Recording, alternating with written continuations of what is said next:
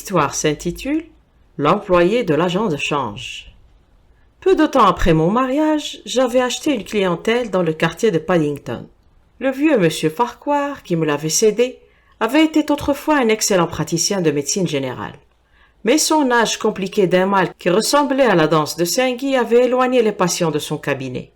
Rien d'anormal, n'est-ce pas, à ce que le public parte du principe que l'homme qui fait profession de soigner autrui doit être lui-même en bonne santé. Beaucoup de gens se méfient du médecin, dont les remèdes sont inefficaces pour son propre cas. Au fur et à mesure que déclinait mon prédécesseur, sa clientèle tombait. Quand je pris sa succession, elle était descendue de 1200 consultations annuelles à 300. Toutefois, j'étais jeune, plein d'énergie et j'avais confiance. Quelques années, j'en étais sûr, me suffiraient pour remonter la pente. Au cours des 3 mois qui suivirent mon installation, je ne bougeais de chez moi que pour visiter mes malades. Je vis donc rarement mon ami Sherlock Holmes, qui ne se déplaçait presque jamais en dehors de ses affaires. Puisque de mon côté j'étais trop occupé pour me rendre dans Baker Street, aussi fus-je surpris un certain matin de juin, lorsque, assis en train de lire la Gazette médicale anglaise, après mon petit déjeuner, j'entendis la sonnette bientôt suivie d'une voix aiguë presque stridente de mon vieux camarade. « Ah, mon cher Watson !» s'écria-t-il en pénétrant dans le salon. « Je suis ravi de vous voir. J'espère que Madame Watson est tout à fait remise des petites émotions que nous avons connues lors de notre aventure du cygne des 4. »« Merci, tous deux, nous allons très bien, » répondis-je en lui serrant chaleureusement la main. « Et j'espère aussi, » reprit-il, en s'asseyant dans le rocking chair, « que les soucis de l'exercice de la médecine n'ont pas entièrement détruit l'intérêt que vous portiez à nos petits problèmes de logique. »« Au contraire, » répondis-je. « Hier encore, je me suis plongé dans mes vieilles notes pour classer quelques-uns de nos résultats. Considéreriez-vous votre collection comme terminée, achevée, complète ? Pas du tout, je souhaiterais rien de mieux que de l'enrichir d'expériences nouvelles.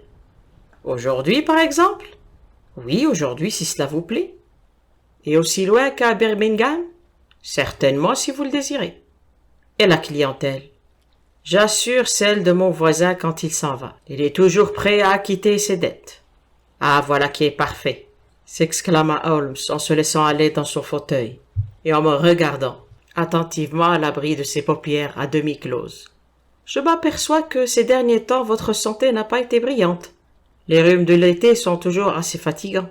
J'ai dû rester à la chambre 3 jours la semaine dernière à cause d'un coup de froid. Mais je croyais que je n'en arborais aucune trace. En effet, vous paraissez remarquablement en forme. Comment alors avez-vous su que j'avais été souffrant? Vous connaissez mes méthodes, cher ami. Vous l'avez déduit. Exactement. Et de quoi? De vos pantoufles. Je considérais les pantoufles vernis neuves que je portais. Comment diable? Holmes répondit à ma question avant que j'eusse le temps de la formuler. Vos pantoufles sont neuves, dit-il. Il ne peut pas y avoir plus de quelques semaines que vous les avez. Or, les semelles que vous présentez en ce moment à ma vue sont légèrement roussies. À l'instant, j'ai pensé que vous aviez pu les mouiller, puis les roussir en les séchant. Mais près de la cambrure, je vois un petit disque rouge de papier avec les hiéroglyphes du marchand. L'humidité l'aurait naturellement décollé. Vous vous êtes donc assis les pieds au feu, ce qu'un homme en parfaite santé n'aurait pas fait, même par un mois de juin aussi pluvieux que celui dont nous avons été gratifiés. Les raisonnements de Holmes avaient ceci de particulier. Une fois l'explication fournie, la chose était la simplicité même. Il lut ce sentiment sur mon visage, son sourire se nuança d'amertume. « J'ai l'impression que je me déprécie quand j'explique, dit-il.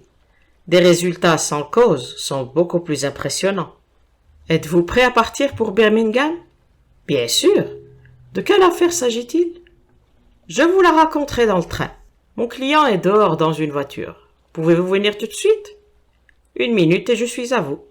Je griffonnai un billet pour mon voisin, montai 4x4 afin d'avertir ma femme, et rejoignis Holmes sur le pas de ma porte. Votre voisin est médecin? Me demanda-t-il en désignant la plaque en cuivre.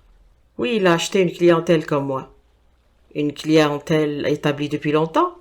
Comme la mienne. Toutes deux existaient depuis que les maisons ont été construites.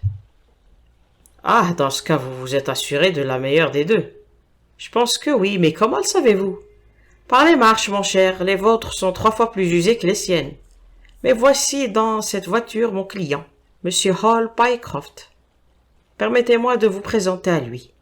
Fouettez votre cheval, cocher, car nous avons juste le temps d'arriver à la gare pour prendre le train. L'homme en face de qui je m'assis était jeune, bien bâti, avec un teint clair, un visage ouvert et honnête, et une petite moustache blonde frisée. Il portait un haut de forme fort brillant, un costume noir sombre et élégant. Bref, ce qu'il fallait pour lui donner l'apparence de ce qu'il était, un jeune familier de la City, appartenant à la classe que l'on a baptisée Cockneys, mais qui a fourni l'élite de nos régiments de volontaires, de nos sportifs et de nos athlètes. Sa figure, rougeaude, respirait naturellement la bonne humeur, mais les coins de sa bouche s'étaient affaissés sous l'effet d'une détresse qui ne me parut pas exempte de comique. Il me fallut attendre, cependant, que nous fussions installés dans notre compartiment de première classe et que notre train eût démarré dans la direction de Birmingham pour apprendre la nature de l'ennui qui l'avait conduit chez Sherlock Holmes. « Nous avons 70 minutes devant nous, » annonça Holmes. « Je vous demande, monsieur Hall Pycroft, de bien vouloir faire part à mon ami de votre intéressante aventure, exactement comme vous m'en avez fait part à moi-même, avec même quelques détails supplémentaires si possible. Cela me sera utile d'entendre à nouveau la succession des faits. Il s'agit d'un cas, Watson, peut-être parfaitement creux, mais qui du moins présente ces caractéristiques sortant de l'ordinaire qui vous sont aussi chères qu'à moi. Maintenant, monsieur Pycroft, je ne vous interromprai plus. » Notre jeune compagnon me regarda avec une lueur de malice dans les yeux. « Le pire dans cette histoire, dit-il, c'est que j'ai l'air du plus fieffé des idiots. Évidemment, rien n'est encore catastrophique, et d'ailleurs je ne vois pas comment j'aurais pu agir autrement. Mais si j'ai perdu ma place sans compensation, alors je paierai cher pour le doux crétin que j'aurais été. Je ne suis pas très fort pour raconter les histoires, docteur Watson, mais il faut me prendre comme je suis. Je travaillais chez Coxon et Woodhouse, à Draper's Garden. Mais au début du printemps, ils eurent un coup dur avec l'emprunt vénézuélien, comme vous vous rappelez sans doute, et ce fut une méchante faillite. J'étais resté chez eux 5 ans. Le vieux Coxon me délivra un fameux certificat quand survint le crash. Mais nous, les employés, au nombre de 27, nous fûmes tous sur le pavé. Je frappais à plusieurs portes, mais il y avait beaucoup d'autres types dans mon cas, et j'essuyais partout. Un fiasco complet. Chez Coxon, on me payait 3 livres par semaine. J'en avais économisé environ 70, mais je commençais à en avoir la faim. J'étais quasiment à sec.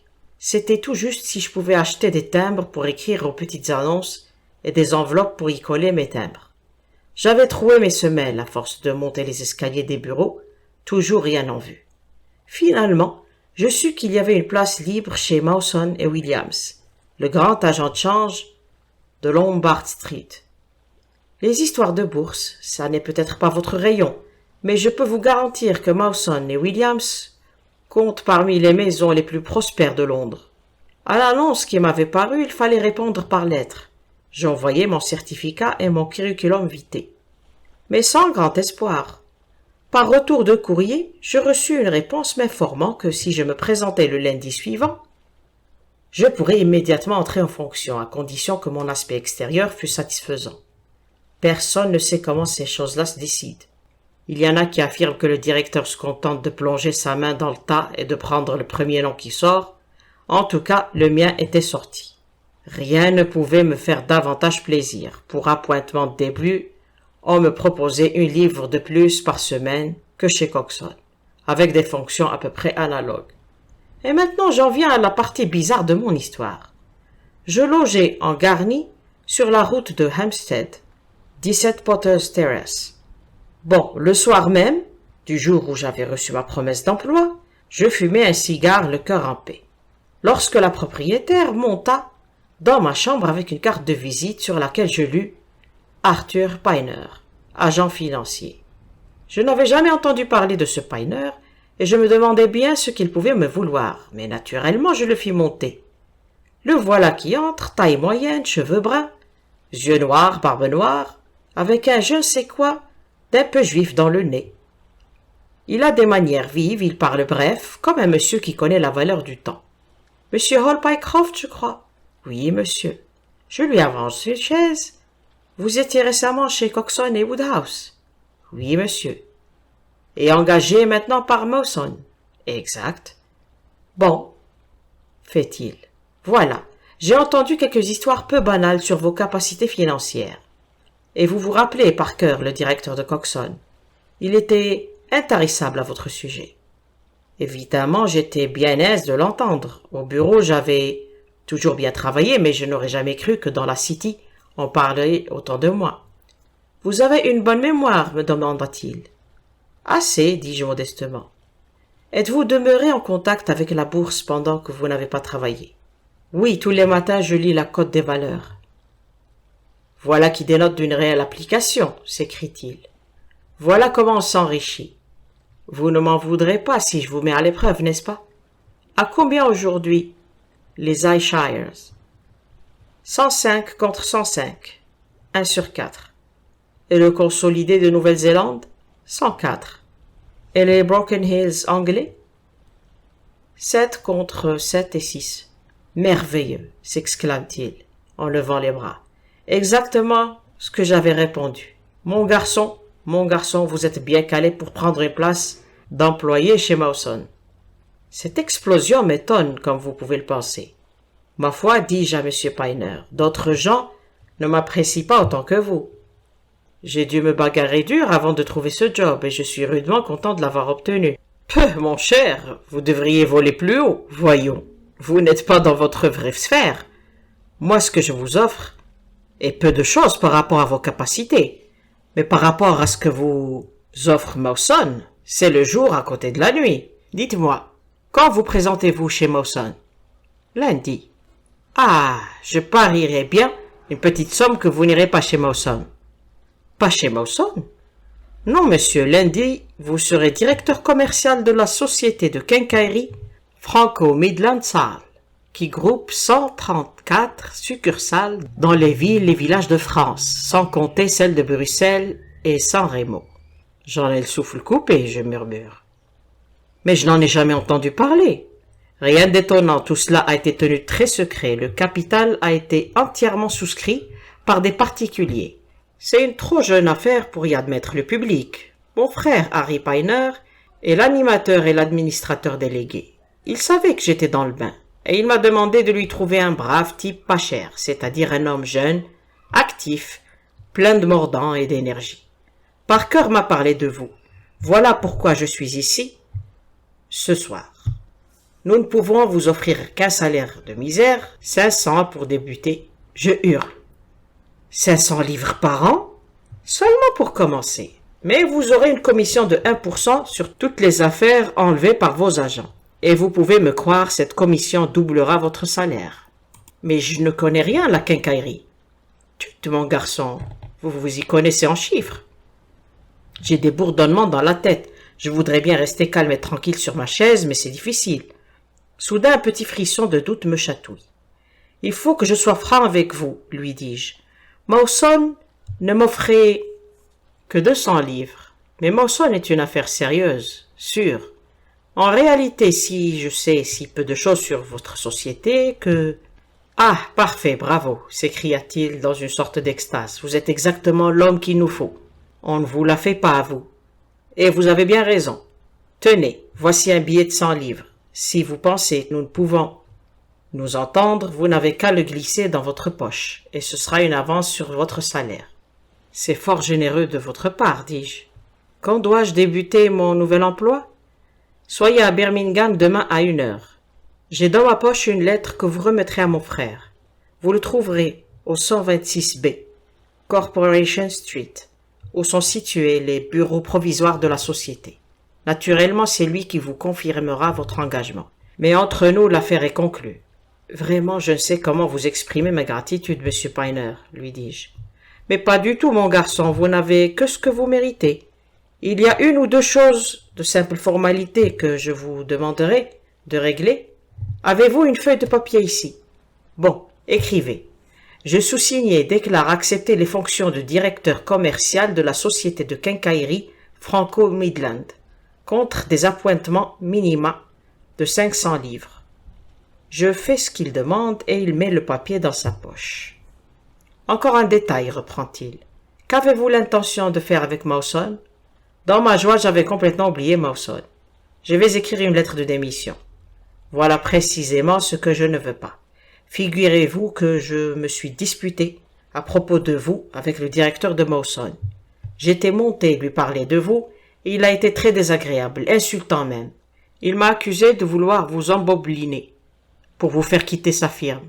À la fin, j'ai presque perdu mon sang-froid et je lui ai lancé « Si vous voulez de bons employés, il faut les payer un bon prix. » Il m'a répondu « Il préférerait avoir notre petit salaire plutôt que le vôtre. » Et moi j'ai répondu « Je vous parie 5 livres que lorsqu'il aura écouté mes offres, vous n'entendrez plus jamais parler de lui. » Il m'a dit « Tenu, nous l'avons ramassé dans le ruisseau, il ne nous lâchera pas de sitôt. » Voilà ses propres paroles.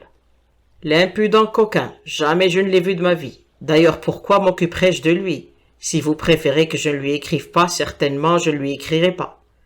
Bien, voilà qui est promis, me dit-il en se levant de sa chaise. Eh bien, je suis ravi d'avoir déniché pour mon frère quelqu'un d'aussi intelligent. Voici votre avance de 100 livres et voici la lettre.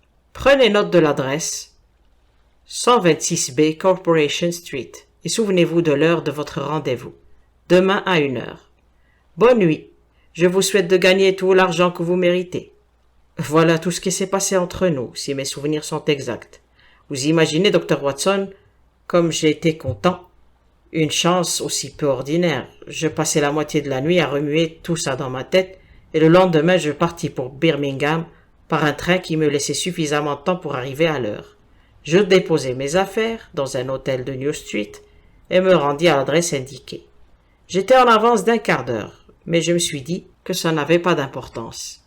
Le 129B était un couloir entre les 2 grandes boutiques qui menaient à un escalier de pierre en colimaçon, sur lequel ouvraient de nombreux appartements loués en guise de bureaux à des sociétés ou à des membres de professions libérales.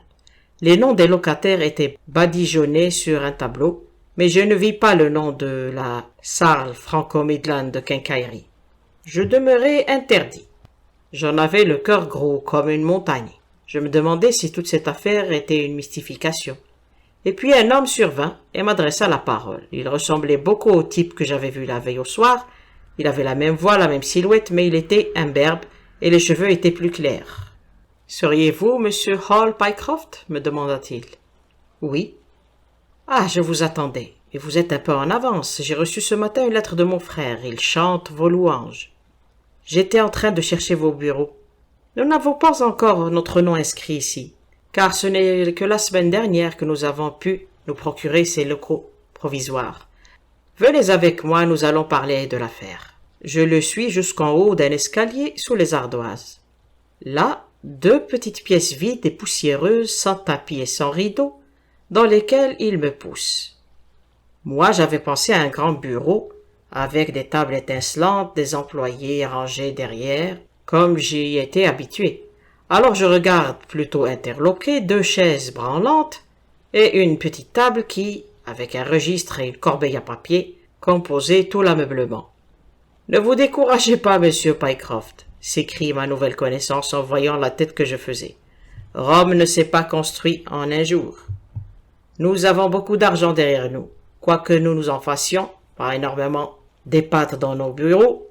Ah non, asseyez-vous et donnez-moi votre lettre. » Je la lui donne et il la lit très soigneusement. « Vous semblez avoir produit une très forte impression sur mon frère, Arthur, dit-il en reposant la lettre. Or, je le connais bien, et il a le jugement sain. Certes, il ne jure que par Londres, et moi par Birmingham. Toutefois, en cette occasion, je suivrai son avis. Veuillez considérer que vous êtes définitivement engagé. Qu'aurais-je à faire? Vous aménagerez bientôt dans notre grand dépôt de Paris, qui va déverser un flot de faïences et de poteries anglaises dans les magasins. de nos 134 agents en France. L'achat sera totalement effectué dans la semaine. D'ici là, vous resterez à Birmingham et vous vous rendrez utile. En faisant quoi? Pour toute réponse, voilà qu'il prend dans un tiroir un gros livre rouge. Ceci est le bottin, me dit-il.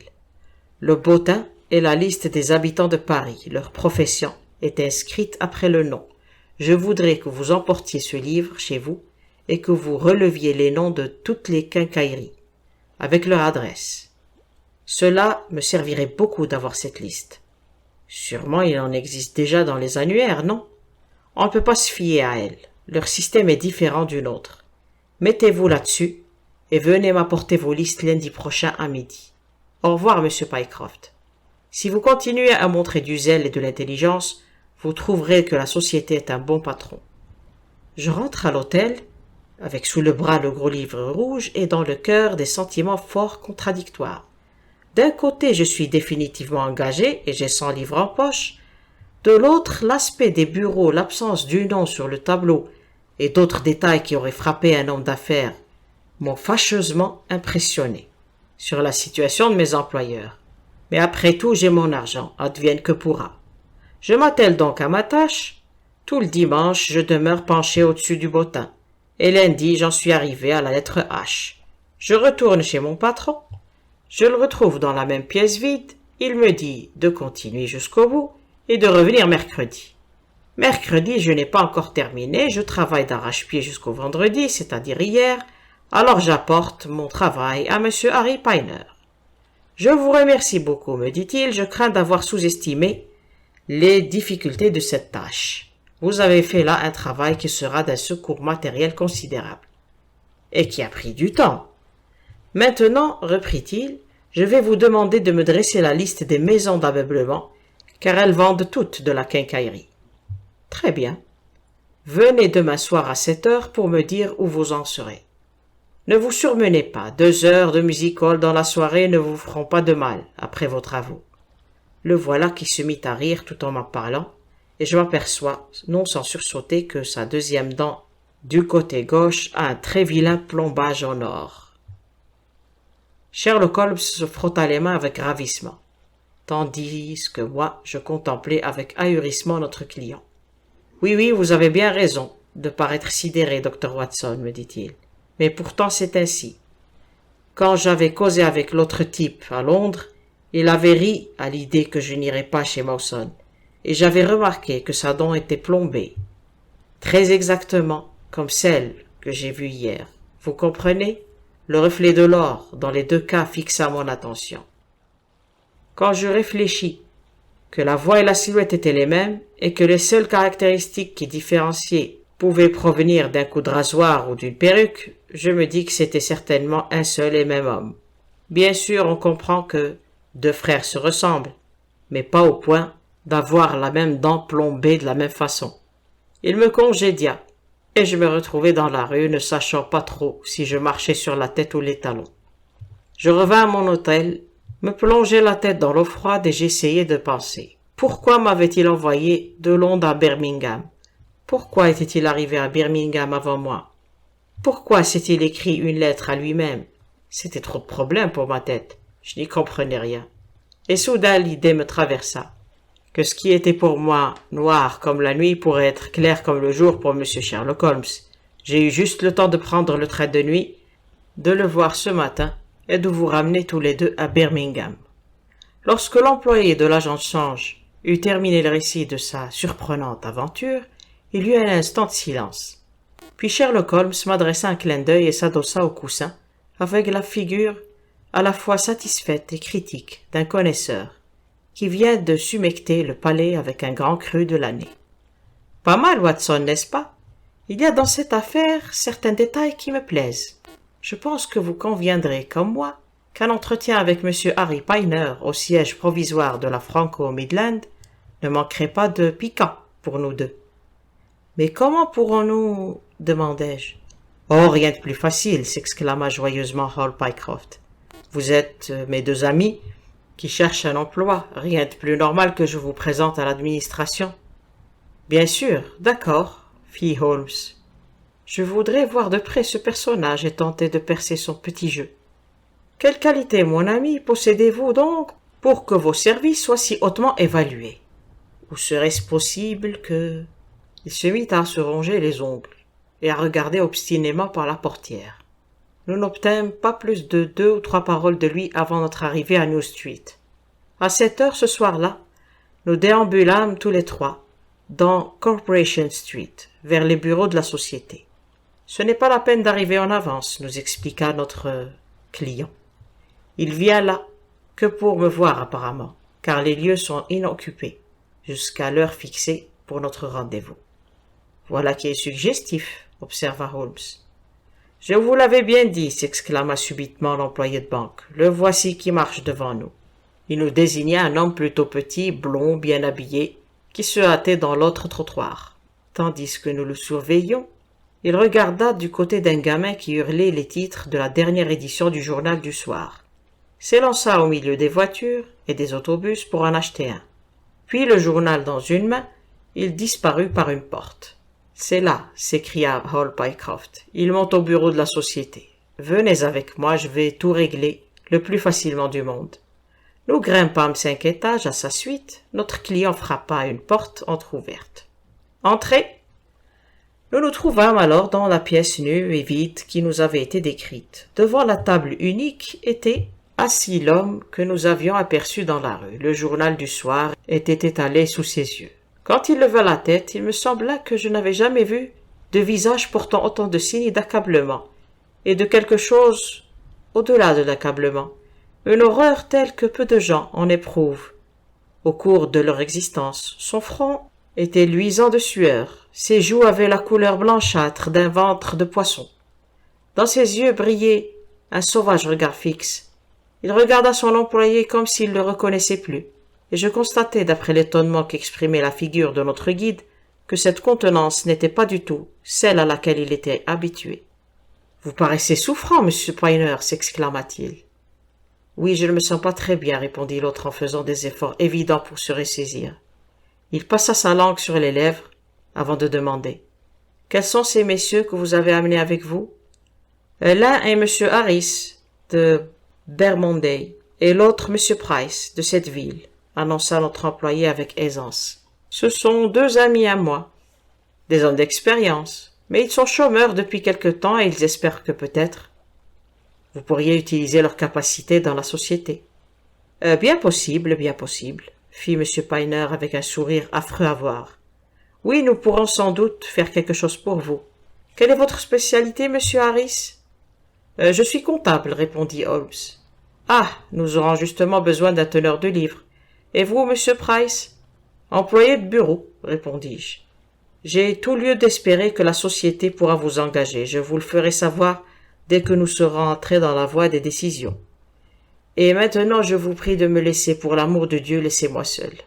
Ces derniers mots avaient jailli de sa bouche, comme si la contrainte qu'il avait visiblement exercée sur lui-même avait brusquement volé en éclats. Holmes et moi échangeâmes un regard, et Hall Pycroft fit un pas vers la table. « Vous oubliez, monsieur Piner, que vous m'avez donné rendez-vous ici pour que je reçoive vos instructions, dit-il. « Certainement, monsieur Pycroft, certainement, répondit l'autre d'une voix plus calme.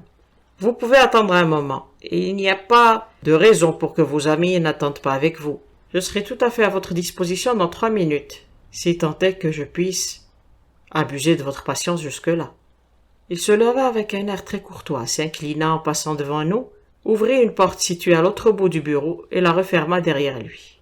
« Qu'est-ce que cela veut dire ?» chuchota Holmes. « Va-t-il nous filer entre les doigts ?»« Impossible, » répondit Pycroft. « Pourquoi ?»« Cette porte donne sur une pièce intérieure. »« Sans issue ?»« Sans autre issue que la porte. »« Elle est meublée ?»« Hier, elle était vide. »« Alors, que peut-il y faire ?» Quelque chose m'échappe dans cette affaire. Si jamais un homme a été aux 3/4 fou de terreur, c'est bien Piner. Qu'est-ce qui a bien pu lui donner de la tremblote? Il a pensé que nous étions de la police, dis-je. C'est sûr, fit Pycroft.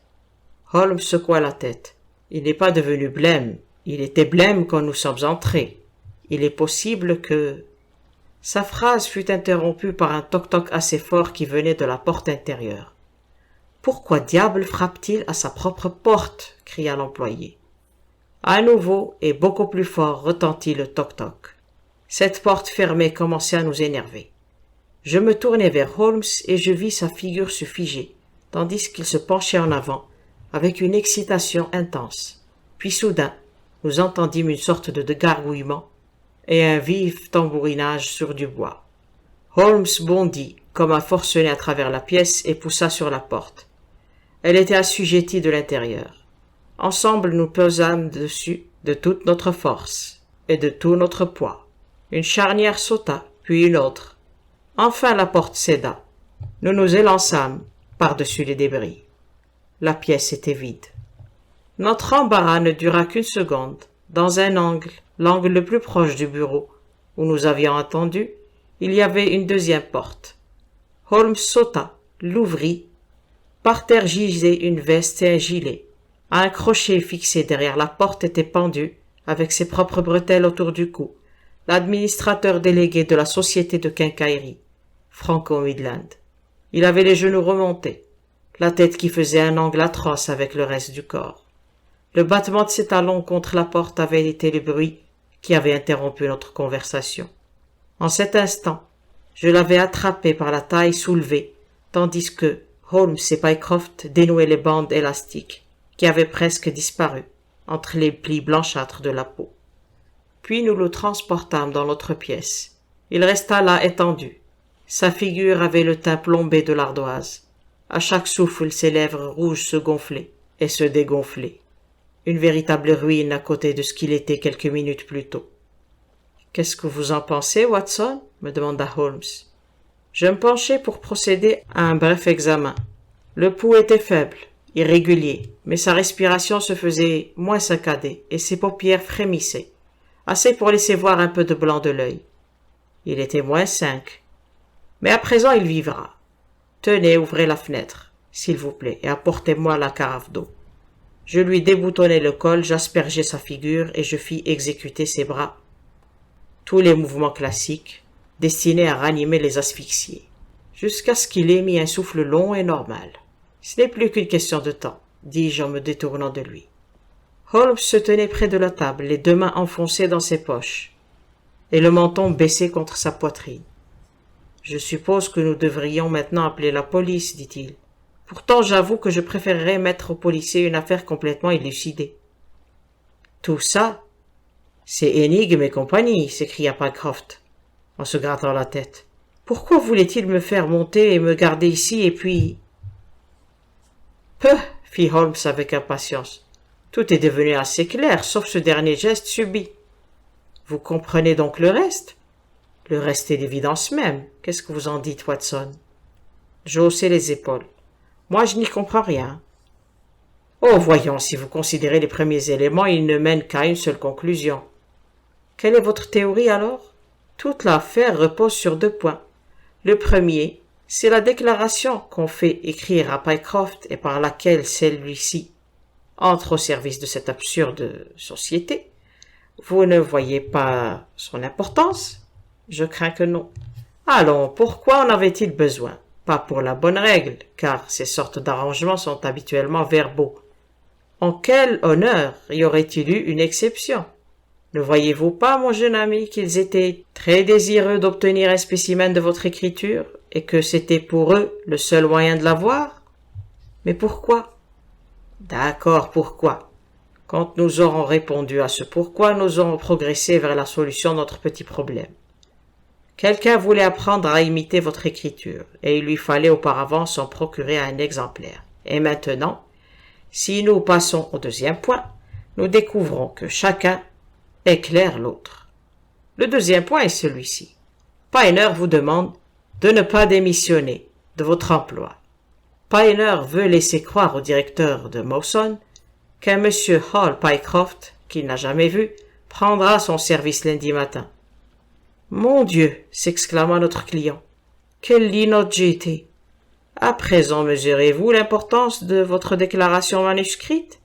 Supposez que quelqu'un prenne votre place, et que quelqu'un, et une écriture très différente de celle par laquelle vous avez posé votre candidature. La supercherie aurait été éventée. Mais entre-temps, le coquin a appris à vous imiter. Sa situation était donc bien assurée, car je présume que personne dans les bureaux ne vous avait jamais vu. Personne, gémit Pycroft. Parfait. Naturellement, il était du plus haut intérêt de vous empêcher de trop réfléchir là-dessus, comme vous évitez tout contact, vous permettant d'apprendre que vous aviez un double qui travaillait chez Mawson. Voilà pourquoi ils vous ont donné une jolie avance sur vos appointements et expédié dans les Midlands, où ils vous accablèrent de travail pour que vous ne puissiez pas vous rendre à Londres et compromettre leur petite combinaison. Tout cela est assez simple. Mais pourquoi cet homme ferait-il semblant d'être son propre frère? Mais c'est également fort clair, dans ce complot ils sont évidemment deux. L'autre est en train de se faire passer pour vous au bureau. Celui-ci a joué le rôle de vous engager, et puis il a trouvé qu'il ne pourrait pas vous dénicher un patron sans mettre une troisième personne dans le secret. Ce à quoi il ne tenait pas du tout. Il a donc modifié son aspect extérieur du mieux qu'il a pu, et il a attribué cette ressemblance, que vous deviez évidemment remarquer, à un air de famille. Mais par chance, il y a eu le plombage en or, sinon vous n'auriez sans doute rien soupçonné. Hall Pycroft dressa en l'air ses mains jointes. « Seigneur !» s'écria-t-il. « Mais pendant que je jouais l'imbécile ici, que fabriquait l'autre Hall Pycroft chez Mawson? Que devons-nous faire, monsieur Holmes? Dites-moi quoi faire. Il faut télégraphier chez Mawson. Le samedi, il ferme à midi. N'importe. Il peut y avoir un concierge ou un gardien. Ah oui, ils emploient un gardien en permanence à cause des valeurs qu'ils détiennent dans leur coffre. Je me rappelle en avoir entendu parler dans la City. Très bien, nous allons télégraphier au gardien pour savoir si tout se passe bien et si un employé à votre nom travaille dans l'établissement. Cela est assez clair. Par contre, ce qui l'est moins, c'est pourquoi l'un des coquins, du seul fait qu'il nous voit, quitte cette pièce et va aussitôt se pendre à côté. « Le journal !» grinça une voix derrière nous. Le coquin en question, tout blanc, s'était mis sur son séant. On aurait dit un spectre. La raison commençait à réapparaître dans ses yeux. Il frictionnait nerveusement le large sillon, rouge creusé autour de son cou. « Le journal, bien sûr !» s'écria Holmes au paroxysme de l'excitation. « Idiot que je suis, j'étais tellement axé sur notre visite que pas un instant j'ai pensé au journal.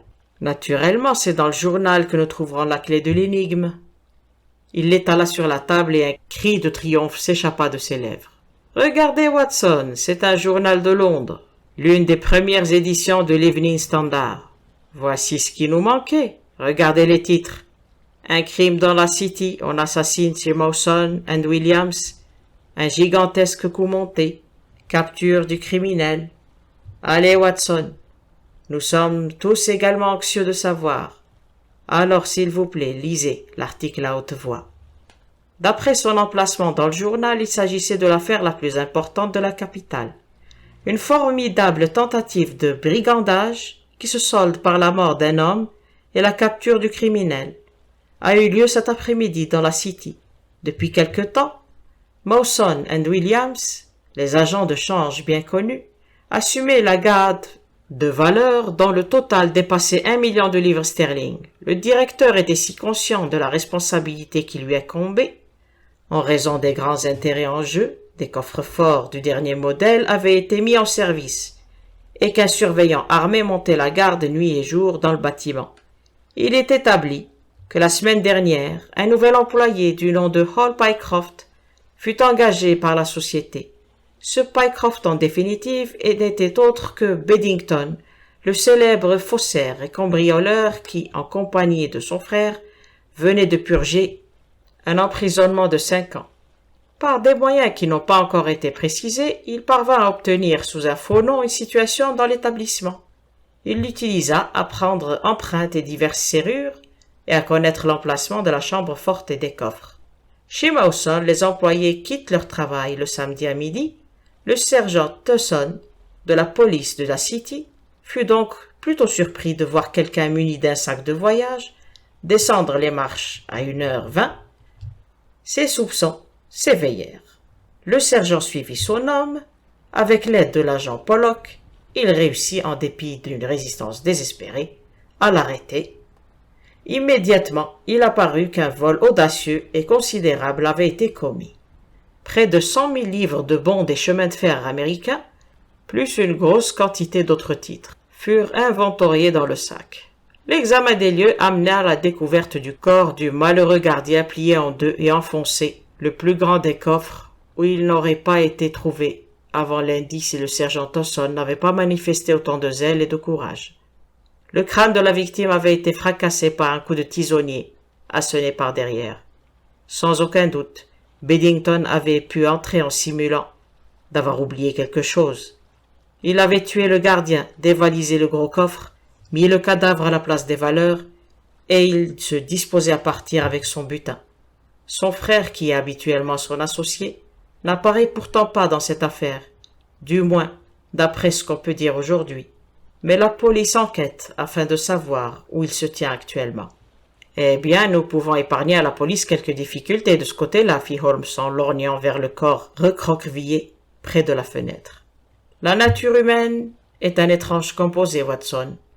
Voyez comme un bandit doublé d'un assassin peut susciter assez d'affection pour que son frère tente de se ôter la vie quand il apprend que la corde l'attend. Mais nous n'avons pas le choix, le docteur et moi montrons la garde, Monsieur Pycroft, pendant que vous pousserez la complaisance jusqu'à aller prévenir la police. Fin. Alors l'histoire s'intitule « Les trois pignons ». Je crois qu'une de mes aventures avec M. Sherlock Holmes n'a débuté d'une manière aussi brusque ou aussi dramatique que celle des trois pignons. Je n'avais pas vu Holmes depuis plusieurs jours, et je n'avais aucune idée de la direction où se déployaient ses activités. Mais ce matin-là, il était d'humeur bavarde. Il venait de m'installer sur le fauteuil bas, dans un angle de la cheminée, et pipe au bec, il s'était recroquevillé sur le siège en vis-à-vis. Quand notre visiteur survint, si j'avais dit un taureau enragé survint, j'aurais traduit plus exactement l'impression provoquée par son entrée. La porte s'ouvrit tout à coup, et un homme de couleur noire, colossal, fit irruption dans le salon. Cette apparition aurait peut-être été comique, si elle n'avait été terrifiante. L'homme était en effet habillé d'un costume voyant, gris à carreaux, une cravate couleur saumon flottait autour de son cou. Il projeta en avant son visage, avec ses yeux très sombres, qui dégageaient une certaine méchanceté. Ses yeux se posèrent alternativement sur Holmes et sur moi. « Lequel, messieurs, est Monsieur Holmes ?» Holmes leva sa pipe avec un sourire languissant. « Oh, c'est vous !» Notre visiteur avança d'un pas furtif pour faire le tour de la table. « Dites, Monsieur Holmes, mettez vos pieds ailleurs que dans les affaires des autres. Laissez les gens régler leurs petits problèmes comme ça leur plaît. Compris, Monsieur Holmes ? » « Continuez, répondit Holmes. J'ai plaisir à vous entendre. »« Oh, du plaisir, hein ?» grommela l'homme. « Ça ne vous ferait peut-être pas autant plaisir si je vous dressais le poil. J'en ai maté quelques-uns de votre espèce avant vous, et ça n'avait pas l'air de leur faire plaisir quand je m'occupais d'eux. Regardez cela, Monsieur Holmes. » Il balança un énorme poing sous le nez de mon ami. Holmes l'examina de près avec une physionomie très intéressée. « Êtes-vous né avec ça ?» lui demanda-t-il, ou bien l'avez-vous fait pousser progressivement? Peut-être fût-ce la froideur glacée de mon ami ou le léger bruit que je fis en m'emparant du tisonnier. En tout cas, notre visiteur baissa le ton. « Voilà, je vous ai averti loyalement, dit-il. J'ai un ami qui est intéressé du côté de Harrow. Vous voyez ce que je veux dire? Et il ne veut pas que vous vous mettiez en travers de son chemin. Compris? Vous n'êtes pas la loi, je ne suis pas la loi non plus. Si vous vous en mêlez, je m'en mêlerai aussi. Ne l'oubliez pas. » « Je désirais justement vous rencontrer depuis quelque temps, » fit Holmes. « Vous êtes bien Steve Dixie, le cogneur. »« C'est mon nom, Monsieur Holmes, et je vous l'enfoncerai dans la gorge si vous me cassez les pieds. Il serait dommage que vous perdiez l'un de vos attraits les plus considérables, » répondit Holmes en regardant les énormes extrémités inférieures de notre visiteur. « Mais je pensais au meurtre du jeune Perkins devant la porte de Holborn Bar. »« Comment, vous partez ?» L'homme avait bondi et reculé. Son visage était devenu gris. « Je n'ai pas à écouter vos boniments, dit-il. Qu'ai-je à voir avec ce Perkins, monsieur Holmes? J'étais à l'entraînement, au Bull Ring, à Birmingham, quand ce gosse a eu des ennuis. Vous raconterez cela au juge, Steve, dit Holmes. Moi, je vous ai surveillé, vous et Barney Stockdale. Oh, monsieur Holmes, ça suffit, filez d'ici. Quand j'aurai besoin de vous, je vous ferai signe. Au revoir, monsieur Holmes. J'espère que vous ne m'en voulez pas trop de ma visite. Ça dépend. Dites-moi qui vous a envoyé. Oh, ça, ce n'est pas un secret, monsieur Holmes. Le même gentleman dont vous venez de citer le nom. Et qui lui a commandé de vous envoyer à moi? Je vous le jure, monsieur Holmes, je n'en sais rien. Il m'a juste dit, Steve va voir monsieur Holmes et dis-lui que sa vie est en danger s'il se promène du côté de Harrow. C'est la vérité. Sans attendre d'autres questions, notre visiteur se précipita hors de la pièce aussi brusquement qu'il était entré. Holmes, riant sous cape, secoua les cendres de sa pipe. « Je suis heureux que vous n'ayez pas été obligé de fendre cette tête, Watson. J'avais suivi vos manœuvres avec le tisonnier. Mais c'est réellement un type inoffensif, un grand bébé musclé. Facilement maîtrisable, comme vous vous en êtes aperçu. Il fait partie du gang de Spencer John, et il a joué son rôle dans quelques sales affaires, dont je m'occuperai quand j'aurai le temps. Son chef, immédiat Barney, est le plus malin. C'est une bande spécialisée dans les agressions, des coups d'intimidation et le reste. Ce que je voudrais savoir, c'est qui tire les ficelles en cette occasion précise. Et pourquoi chercher à vous intimider? Pour l'affaire de Harrow Weald. Du coup, je vais m'en occuper. Puisque quelqu'un s'y intéresse tellement, elle ne doit pas être banale. Je ne connais rien de cette affaire, Holmes. J'allais justement vous en parler quand nous avons eu cet intermède comique. Voici la lettre de Madame Maberley. Si vous aviez envie de m'accompagner, nous lui télégrapherions et partirions tout de suite. Je lus la lettre suivante. Cher Monsieur Holmes, j'ai eu toute une série d'incidents bizarres à propos de cette maison, et j'aimerais beaucoup avoir votre avis. Vous me trouverez chez moi demain à n'importe quelle heure. La maison est à une courte marche de la gare de Weald.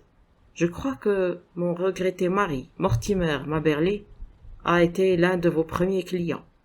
Votre dévouée, Mary Maberley. L'adresse était les Trois Pignons, Harold Weald. C'est tout? Dit Holmes. Et maintenant, si vous avez un peu de temps, Watson, nous irons faire un tour par là. Un court voyage en chemin de fer, une plus courte promenade en voiture, et nous arrivâmes devant la maison. C'était une villa construite en bois et en briques, bâtie sur son propre terrain, qui était une prairie encore jeune. 3 maigres saillies au-dessus des fenêtres du haut s'efforçaient de justifier le nom des Trois Pignons. Derrière, un petit bois de pins mélancolique, rassemblait quelques troncs rabougris. Le lieu respirait la pauvreté et la tristesse. Néanmoins, la maison était bien meublée, et la dame qui nous reçut me paraissait sympathique, d'un certain âge, visiblement cultivée et même raffinée. « Je me rappelle fort bien de votre mari, madame, » dit Holmes. « Et pourtant, voilà des années qu'il a requis mes services pour je ne sais plus quelle bagatelle. Peut-être le nom de mon fils, Douglas, vous sera-t-il plus familier ?» Holmes la considéra avec un vif intérêt. « Mon Dieu, seriez-vous la mère de Douglas Maberley? Je ne l'ai guère approché, mais bien entendu, tout Londres le connaissait. Quel être magnifique! Où est-il maintenant? » « Il est mort, monsieur Holmes. Mort. Il avait été nommé attaché à Rome, et il est mort là-bas d'une pneumonie le mois dernier. Je suis désolé.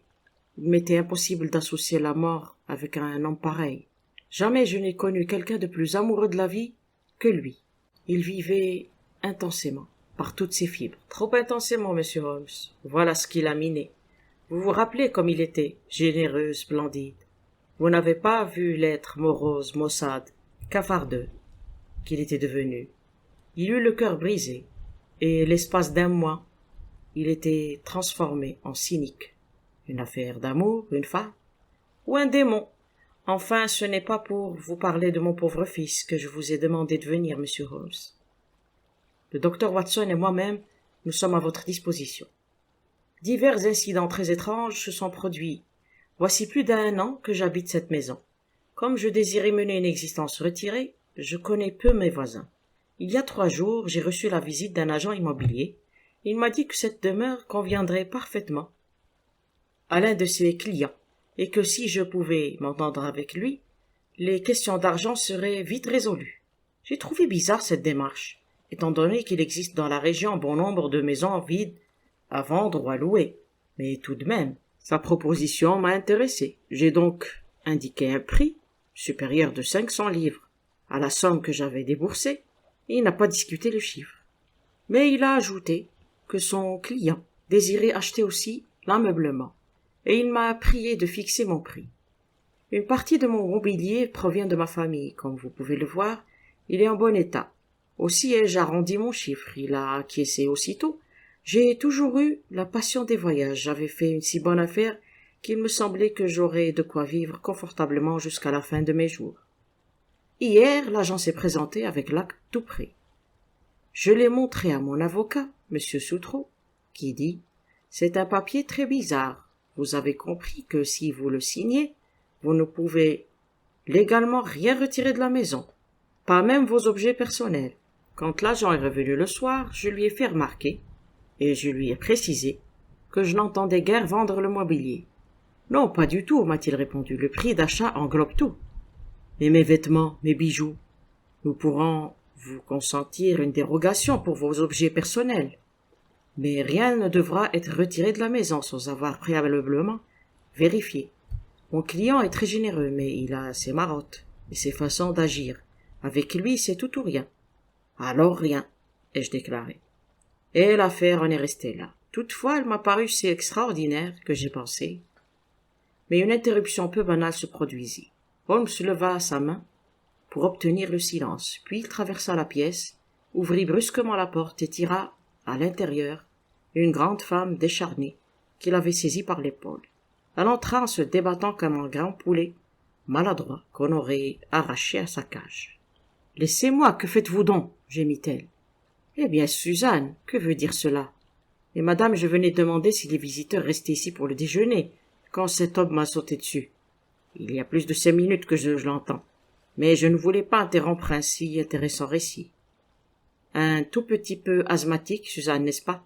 Vous avez la respiration trop forte pour ce genre de travail. » Suzanne tourna vers Holmes une tête maussade mais étonnée. « Qui êtes-vous?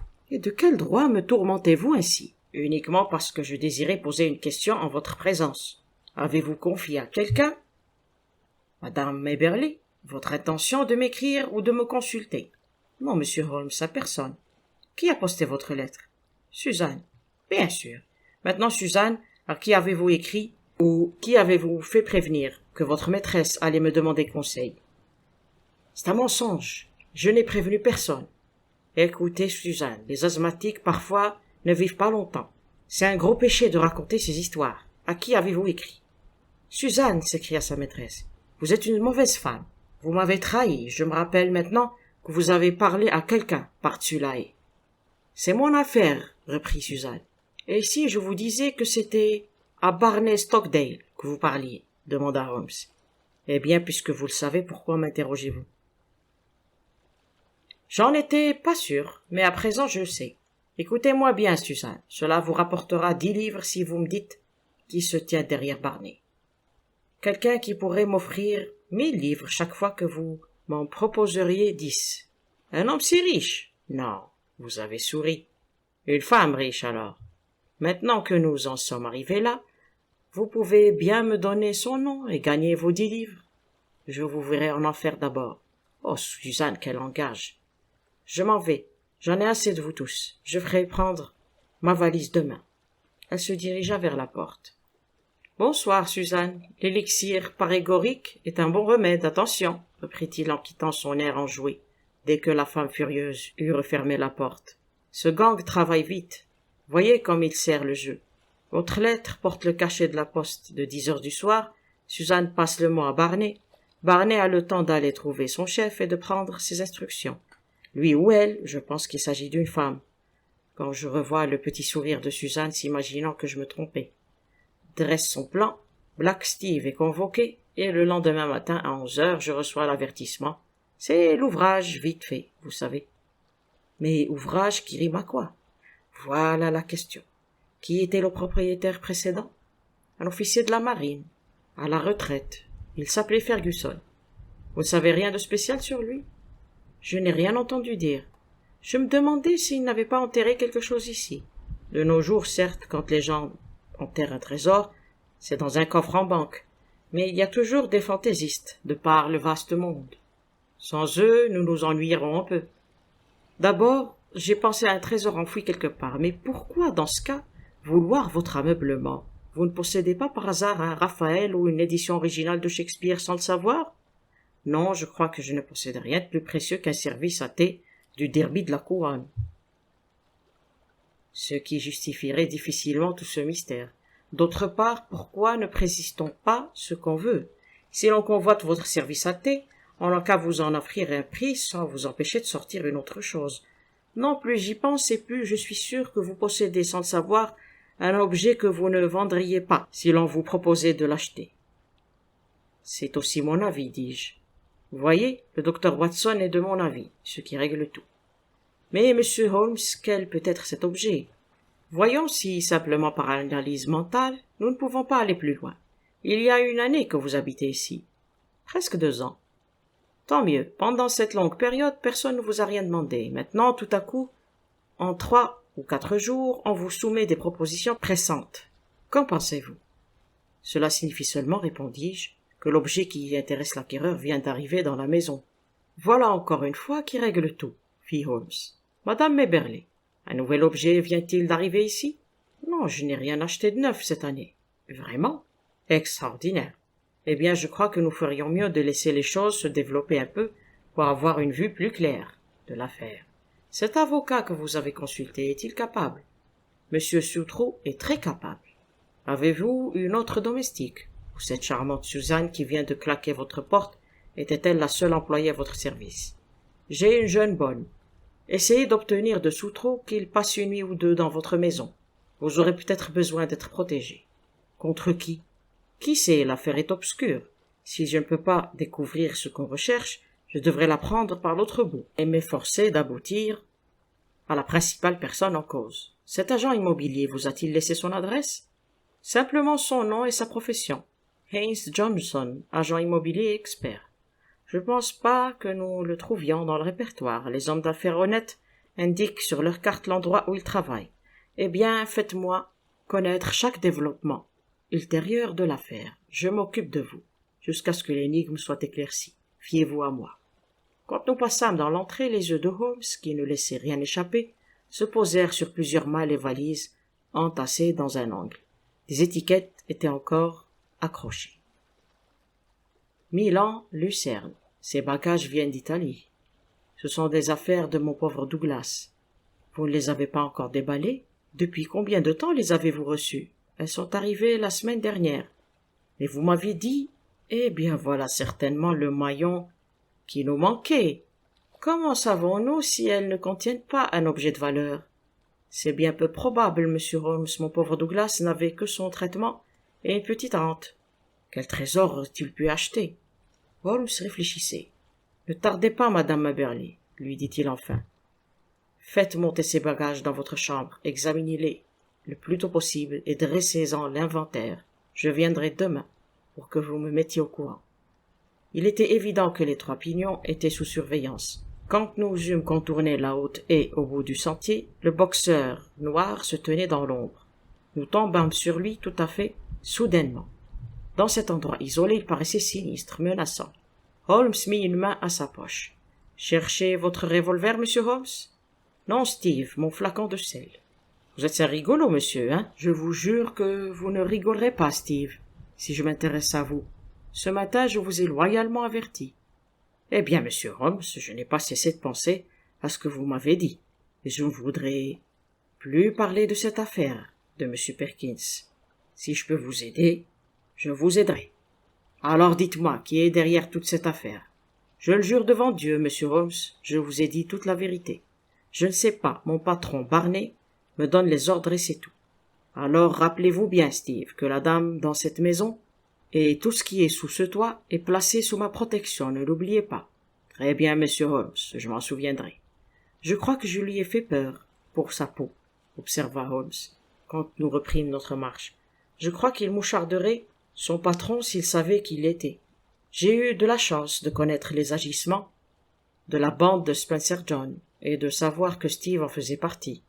Au fond, Watson, c'est une affaire pour Langdale Pike, et je vais aller le voir tout de suite. Quand je reviendrai, mon dossier aura peut-être pris tournure. Je ne revis pas Holmes de la journée, mais je me doutais bien de la manière dont il l'avait employé, car Langdale Pike était son livre humain, de référence sur toutes les affaires scandaleuses de la société. Cet étrange personnage, languissant, passait des heures dans un bow window d'un club de St. James Street, et il était la station réceptrice et émettrice de tous les cancans. Il se faisait, paraît-il, un revenu de 4000 livres par les entrefilés qu'il remettait chaque semaine aux journaux d'écho. Si un remous bizarre se produisait au plus profond des bas-fonds de la capitale, il était automatiquement enregistré à la surface par cette machine impitoyable. Holmes renseignait parfois Langdale, et celui-ci lui rendait occasionnellement des services. Quand j'aperçus mon ami le lendemain matin de bonne heure, je devinai qu'il était satisfait. Mais une surprise désagréable ne tarda pas.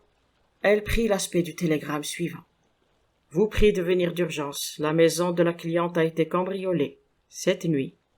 La police est sur les lieux. Soutreau. Holmes émit un sifflement. La crise est survenue plus vite que je le pensais. Derrière l'affaire se tient une personne de grande envergure, Watson. La crise ne me surprend pas après ce que j'ai appris.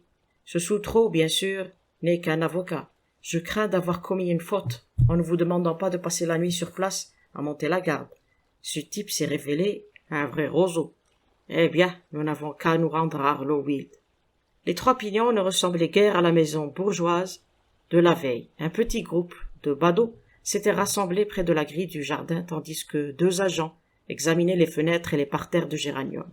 À l'intérieur, nous fûmes accueillis par un vieux gentleman à cheveux gris, qui se présenta comme l'avocat de madame Maberly, ainsi que par un inspecteur affairé et Rubicon, qui salua Holmes comme un vieil ami. « Ma foi, monsieur Holmes, j'ai peur qu'il n'y ait plus rien pour vous dans cette maison. Uniquement un cambriolage banal, ordinaire, tout à fait dans les limites des capacités de cette pauvre vieille police. Les experts sont bien inutiles. »« Je suis sûr que l'affaire est en de très bonnes mains, » répondit Holmes. « Uniquement un cambriolage, dites-vous ? » ?»« Mais oui, nous connaissons bien les hommes qui l'ont effectué, et nous savons à peu près où les trouver. C'est le gang de Barney Stockdale. On les a vus dans les environs. »« Bravo ! Qu'ont-ils emporté ? » ?»« Eh bien, il ne semble pas avoir emporté grand-chose. Madame Maberly a été chloroformée. Et la maison, et voici la dame elle-même. Notre ami de la veille paraissait très pâle et malade. Était entrée dans la pièce en s'appuyant sur une petite bonne. « Vous m'aviez donné un bon conseil, monsieur Holmes, dit-elle, en souriant tristement. Hélas, je ne l'ai pas suivi. Je ne voulais pas gêner monsieur Soutreau et je suis demeuré sans protection. »« J'entends parler de cela pour la première fois, s'écria l'avocat. Monsieur Holmes m'avait conseillé d'avoir un ami chez moi. J'ai négligé de l'écouter. J'ai payé cette négligence. »« Vous paraissez très fatigué, dit Holmes. Pourrez-vous me dire néanmoins ce qui est arrivé ? » ?»« Tout est consigné ici, fit l'inspecteur en tapant sur un énorme carnet. Si toutefois madame Maberly n'était pas trop fatiguée. Il y a en vérité si peu de choses à raconter. Je suis sûr que cette Suzanne avait préparé un plan pour qu'il puisse pénétrer. Il connaissait la maison par cœur. J'ai été un moment consciente de l'éponge de chloroforme qu'on m'a appliquée sur la bouche. Mais je n'ai aucune idée sur le temps pendant lequel je suis restée sans connaissance. Quand je me suis réveillée, un homme se trouvait à côté de mon lit, et un autre se relevait avec un paquet qu'il avait pris dans les bagages de mon fils. Ceux-ci étaient partiellement défaits et éparses sur le plancher. Avant qu'il ait pu s'enfuir, j'ai bondi et je l'ai empoigné. « Vous avez couru là un gros risque, » murmura l'inspecteur. Je me suis cramponné à lui, mais il s'est libéré et l'autre a dû me frapper car je me rappelle plus de rien. Mary, ma petite bonne, a entendu le bruit et elle s'est mise à crier par la fenêtre. La police est arrivée, mais les voleurs étaient déjà partis. Qu'ont-ils emporté ? Je ne crois pas qu'il manque des objets de valeur. Je suis sûr qu'il n'y en avait pas dans la malle de mon fils. Les voleurs ont-ils laissé des indices ? Il y avait une feuille de papier que j'ai sans doute arrachée à l'homme que j'ai empoigné. Elle était toute froissée sur le plancher. Le texte est de l'écriture de mon fils. Autrement dit, ce papier ne sera pas très utile, commenta l'inspecteur. Toutefois, s'il a été entre les mains du cambrioleur... Exactement, dit Holmes. Quel bon sens, je serais curieux de le voir. L'inspecteur tira de son calepin une feuille de papier pliée.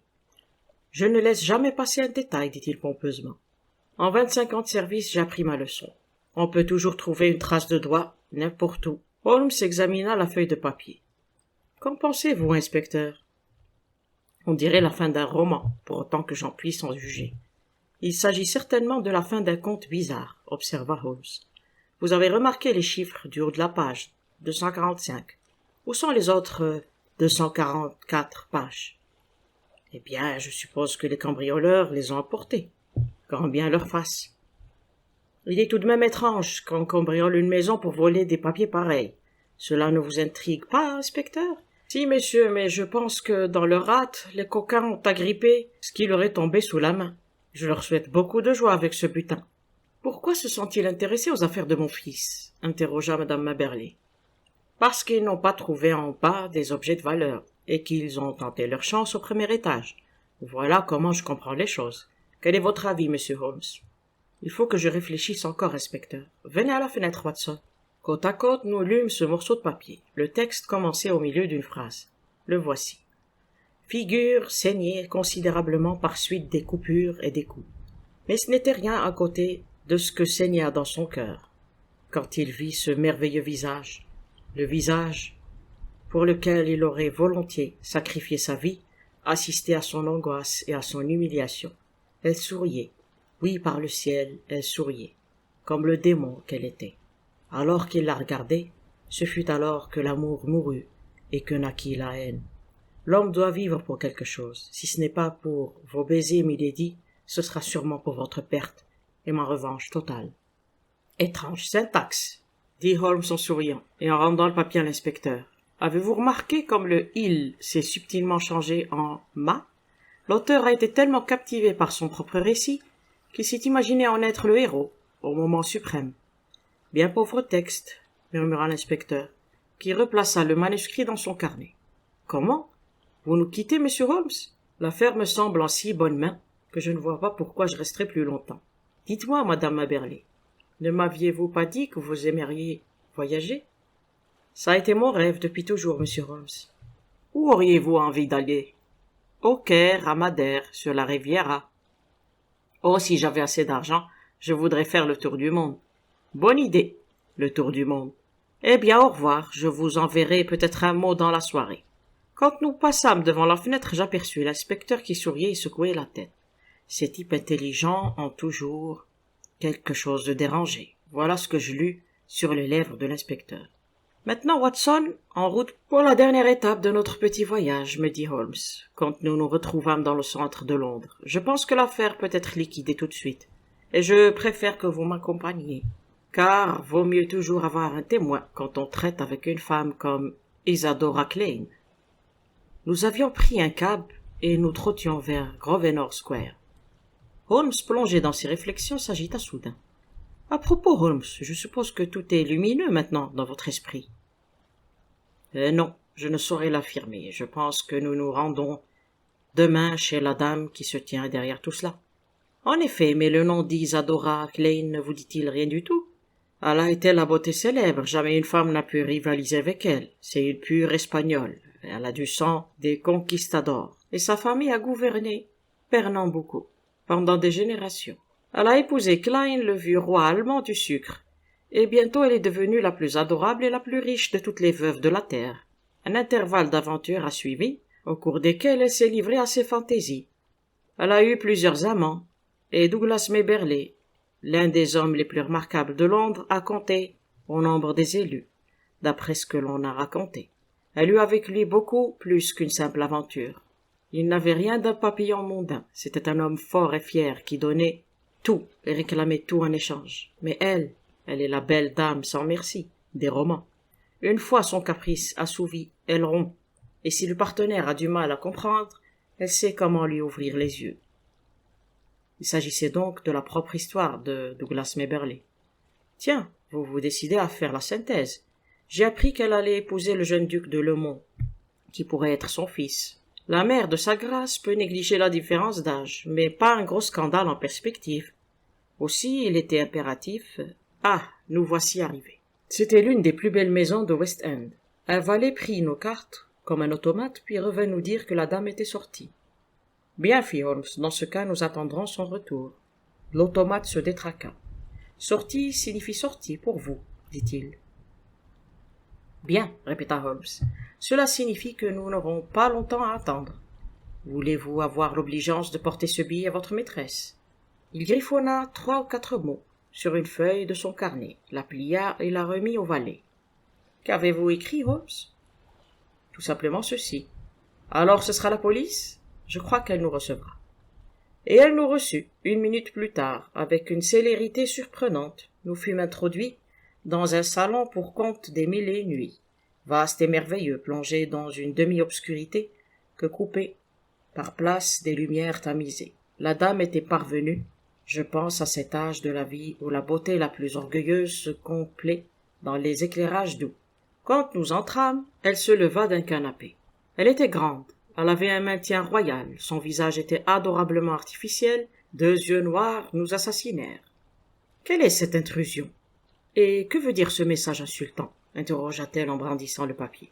Je n'ai pas besoin, madame, de vous donner des explications, j'ai trop de respect pour votre intelligence, quoique j'avoue que cette intelligence s'est étrangement trouvée en défaut ces derniers temps.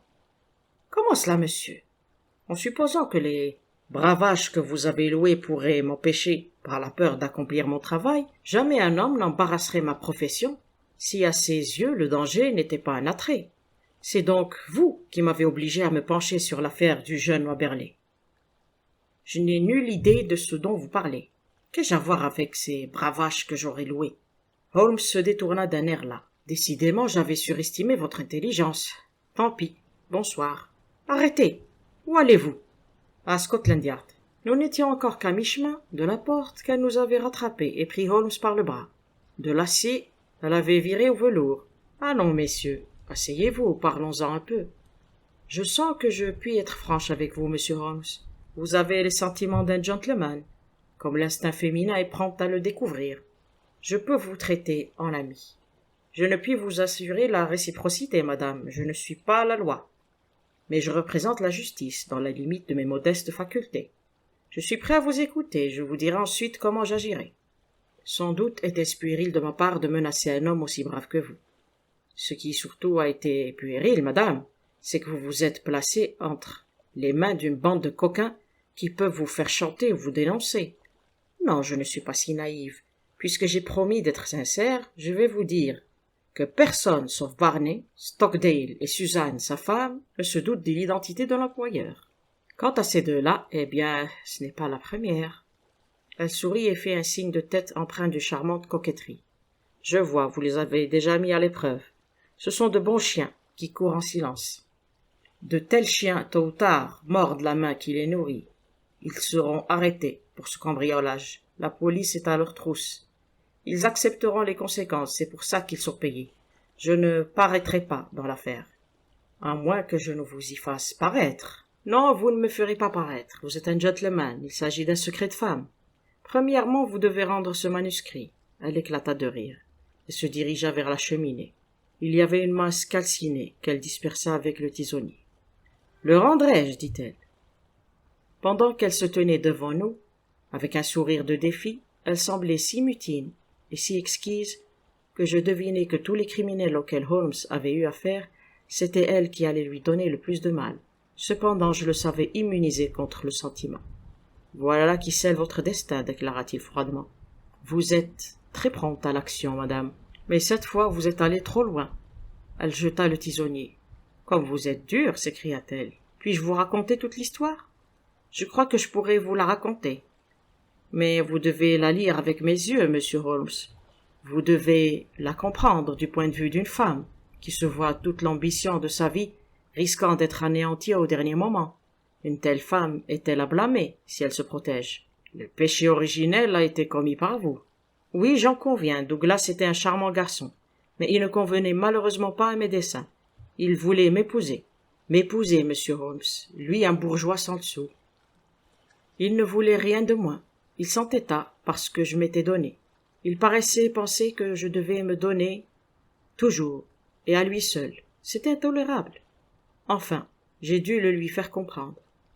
En louant des brutes qui l'ont rossé sous votre fenêtre. Vous avez l'air de tout savoir. Oui, c'est exact. Barney et ses hommes l'ont chassé et ont été, je l'admets, un peu rudes. Mais alors, que fit-il? Aurais-je jamais cru qu'un gentleman pouvait envisager une chose pareille? Il écrivit un livre dans lequel il raconta sa propre histoire. Moi, bien sûr, j'étais le loup, et lui l'agneau. Tout y était. Sous des noms supposés, bien sûr, mais qui à Londres ne nous aurait pas reconnus? Allons, que dites-vous de cela, monsieur Holmes? Après tout, il était dans son droit. C'était comme si l'air de l'Italie était entré dans son sang, en lui insufflant la vieille cruauté italienne. Il m'a écrit, il m'a envoyé un exemplaire de son livre pour que j'aie la torture de l'anticipation. Il m'a dit qu'il y avait 2 exemplaires, un pour moi, l'autre pour son éditeur. Comment saviez-vous que l'éditeur ne l'avait pas reçu? Parce que je savais qui était l'éditeur. Ce n'est pas le premier roman de Douglas, vous savez. J'appris donc que l'éditeur ne l'avait pas reçu, puis presque aussitôt, j'appris la mort subite de Douglas. Aussi longtemps que cet autre manuscrit risquait d'être mis en circulation, je ne pouvais me sentir en sécurité. Il était sûrement dans ses affaires qui allaient être restituées à sa mère. J'ai mis le gang à l'œuvre. Suzanne est entrée comme domestique chez madame Maberly. Je voulais agir honnêtement, réellement. Vraiment, oui, je le voulais. J'étais disposé à acheter la maison et tout ce qu'elle contenait. J'ai accepté le prix qu'elle a demandé. Je n'ai tâté de l'autre moyen que lorsque le premier a échoué. Maintenant, monsieur Holmes, en admettant que j'ai été trop dur pour Douglas, et Dieu sait que je m'en repens. Que pourrais-je faire d'autre avec tout mon avenir en jeu? Sherlock Holmes haussa les épaules. Bien, fit-il, je suppose que je vais devoir pactiser avec le crime, comme d'habitude.